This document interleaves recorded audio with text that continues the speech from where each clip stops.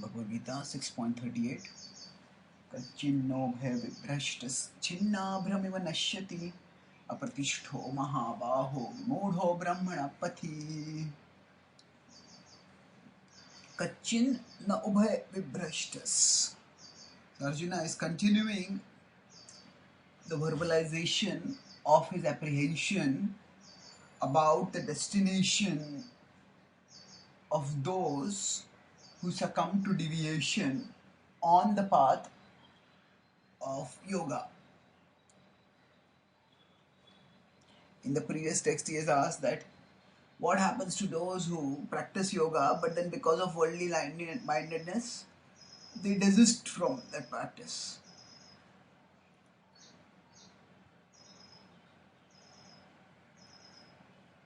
So here he illustrates their plight and their fate with an example drawn from nature. Kachinna ubhaya vibhrashtas. Kachinna, is it not that ubhaya vibhrashtas, from both they are deviated? Chinna abhram iva nashyati. Chinna abhram iva nashyana means separated.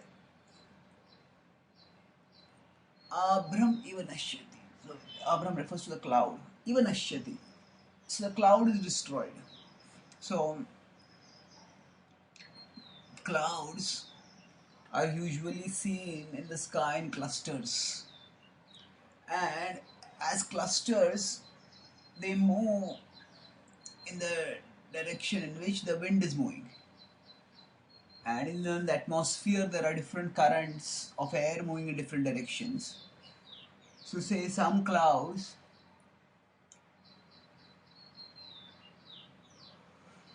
are moving from east to west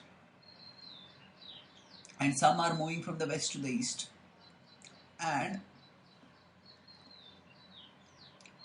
say a cloud which is moving from the east to the west decides to join the set of the cloud cluster moving in the opposite direction. So it leaves its cloud cluster and starts moving, but then suddenly some gust of wind comes along and blows the cloud away. So that cloud neither is left as neither a part of the east to west cluster nor is it a part of the west to east cluster. So it's just lost on its own, becoming insignificant and then eventually destroyed by the motion of the wind and by the deterioration that characterizes everything, eventually, everything material. So Chinnabhram iva nashyati. So just as a cloud is destroyed, iva similarly, apratishto mahabaho. Apratishto. Without any shelter, without any resting place, without any foundation, mahabaho, O Krishna. So it's interesting that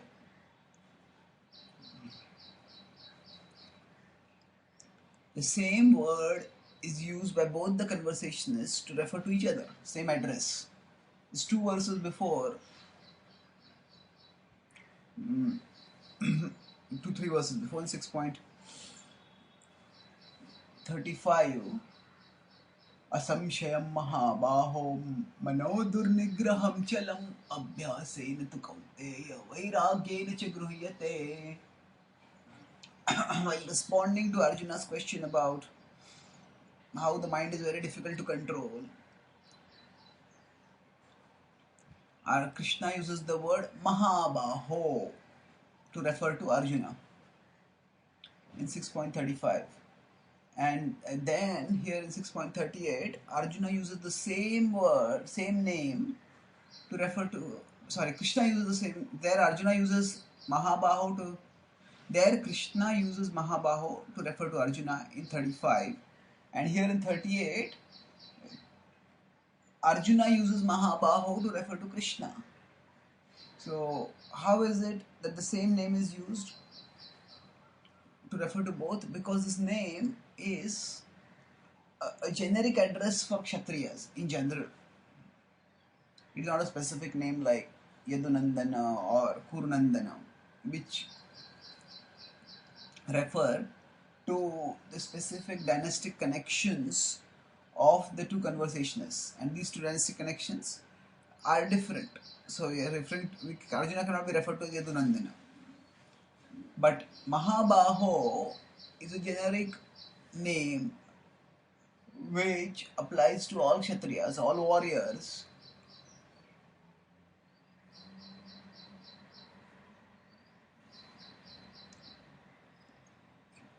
who are well built, who have powerful arms. They are martial guardians of society, and they fight. They have strong arms to protect and to fight. So Arjuna hints over here that actually, Krishna, you are Mahabaho. So you can, with great strength, remove my doubts.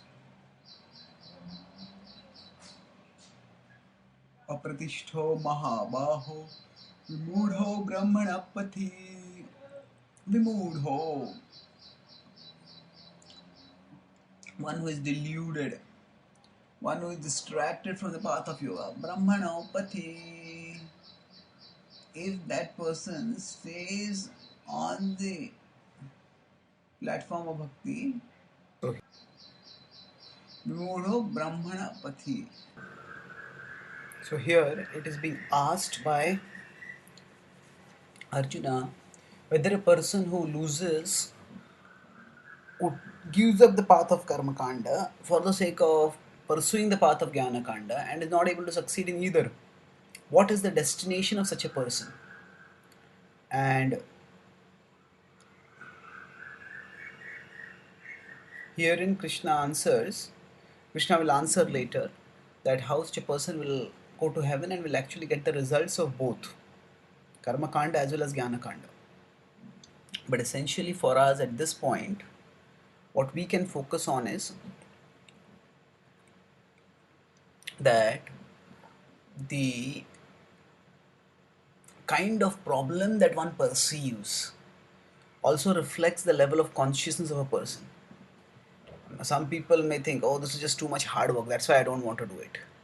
Some people may consider, okay, there's a hard work, but what is the fruit that's going to come? What is the probability of the result? What is the probability of the success in the success? Or what is the importance of the success? So the point is that, say,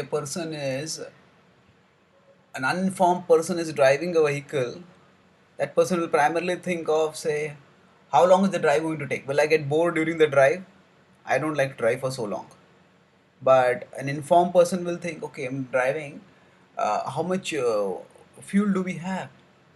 Are there places along the way for putting back the fuel, or is the vehicle in a good enough condition to go for such a ride?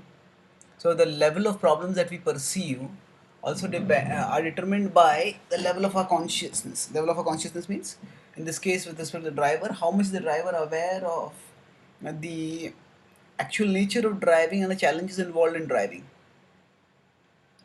And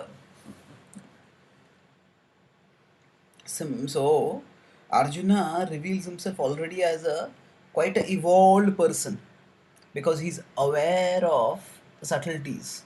He's not asking, his doubt is not that, oh, does God exist? Who has seen God? Who has seen God? Is this whole spiritual stuff like a pie in the sky, where who knows whether something exists out there or not? After doing all this, will we get some result or not? Nobody knows all this stuff.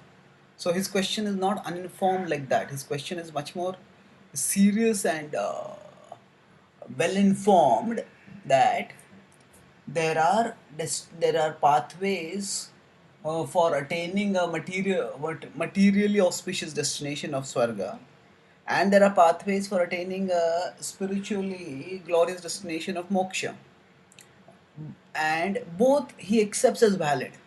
So in today's culture, people will most people may not accept Swarga as either or Moksha both.